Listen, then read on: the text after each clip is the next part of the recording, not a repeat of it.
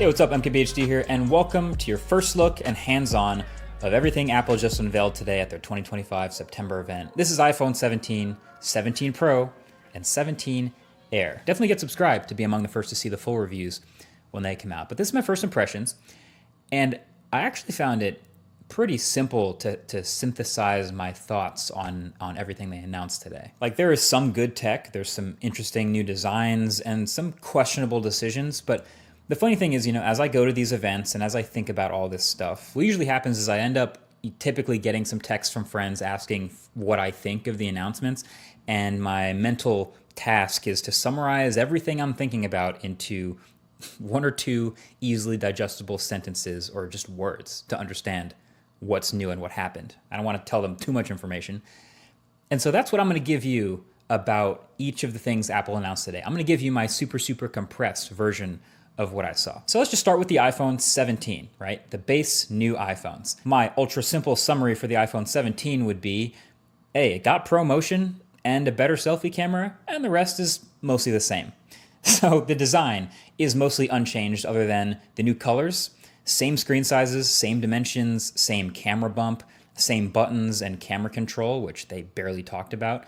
But there's a new A19 chip inside, which we expected. That should see some nice performance gains and efficiency bumps, roughly 20% faster CPU, which is nice. And battery life should be a few beats longer.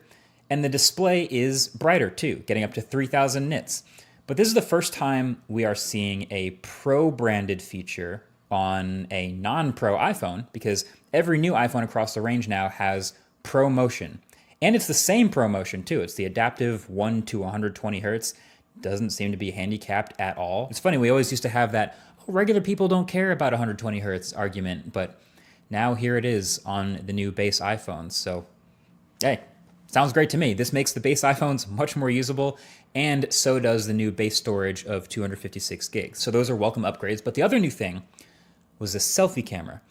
And it was funny, the keynote was pretty chill up until the point where they started to talk about this, and it was actually the loudest applause, and it was really tempting to make fun of it. But I actually do think this is really clever, because all these new iPhones have this massively upgraded selfie camera system. They're calling it center stage, but I actually think that kind of does a disservice, because the actual center stage on their laptops and stuff is kind of annoying. But what's happening is with these phones, they all have a larger 24 megapixel square selfie camera sensor.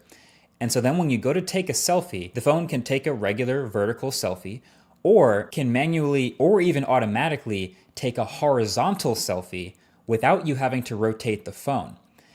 And honestly, this might be genius. Like, the default for most people is obviously to take a vertical selfie now. It just fits on the phone. You're probably viewing it on the phone. But if you go to take a horizontal selfie to fit more people, suddenly the camera lens is off to the side and it's a little bit less natural looking. So now, since the selfie camera is larger and a square, it can literally just crop an 18 megapixel selfie in portrait or landscape, and for videos or photos. I think it's great. It's very useful. It might be the biggest upgrade to the iPhone 17. So then there's the iPhone 17 Pro. And my quick friendly summary of the Pro phones is, hey, they got better zoom and more battery and orange. So the Pro iPhones actually look a little bit different. There's actually quite a bit going on here with this new design. First of all, there's only 3 colors: cosmic orange, deep blue, and silver. Really bumming me out that there's no black Pro phone. But then I remembered Dbrand exists. Never mind. But then the thing that's going to catch everyone's eye on the back is the camera bar up at the top, which is what Apple keeps calling in their keynote a plateau. It kind of looks a little bit like the Pixel's visor, or frankly what we've been seeing on a ton of other Android phones for years now, just a huge bar across the top of the back of the phone. But it's actually not just cameras in here. Apple's done some rearranging of the insides of the phone to actually shove more components, like the A19 Pro chip and the logic board and storage up here in that bar, so they could fill out more of the bottom of the phone with more battery.